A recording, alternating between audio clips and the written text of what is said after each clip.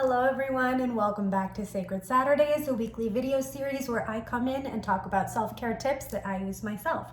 Today I wanted to come in and talk to you about a concept that I thought up the other day that seems a little bit harsh, but is actually quite freeing. And it is that your insignificance is actually your key to freedom. So what I mean by this is not that you ain't shit and you don't mean anything. Quite the opposite, actually. And it comes from a personal story that I will tell you right now. I remember a while back when I was going to this beautiful day spa, I was really concerned with the way that I looked with my body image, and I was uncomfortable with being in a bathing suit around a bunch of people. But what I noticed, at least in people's faces and eyes and perceptions, was that absolutely nobody had time to even look at me because they were so involved with how they looked. So the thing of it is that everybody is too busy focusing on themselves to worry about the thing that you are catastrophizing in your head.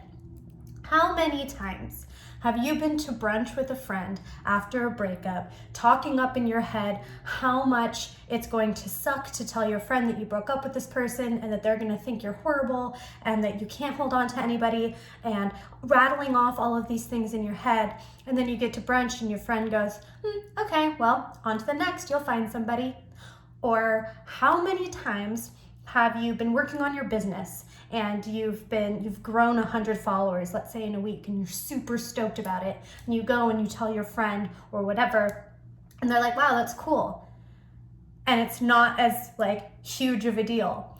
Whether it's an achievement or a failure in your mind, your thing that's going on in your head and in your life is never going to mean as much to the next person as it does personally to you, because you're living directly inside of your life.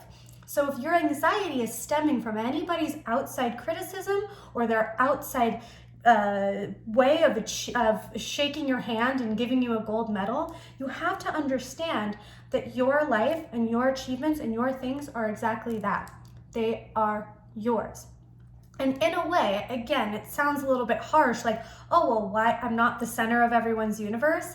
But it's so freeing to know that you can keep your head down and you can work on every single one of your goals to the best of your abilities in the best way that you see fit, in the way that really empowers you and makes you feel good at the end of the day, because you are the only one that matters. And you're also the only one that cares.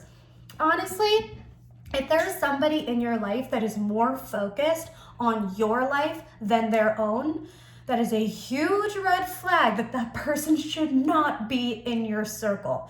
You want to surround yourself with a bunch of people that are all doing their own thing, and then you all get together and magic happens. So make sure that you're keeping on your hustle, you're maintaining your goals, and you're doing your own thing, and you're shutting out the outside noise. Because what did I say? Your insignificance is your key to freedom.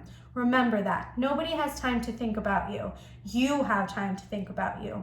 So use that to the best of your abilities and make sure that you make you count. All right, guys, that's all for me today as far as your pep talk. I will be seeing you next week. Bye-bye.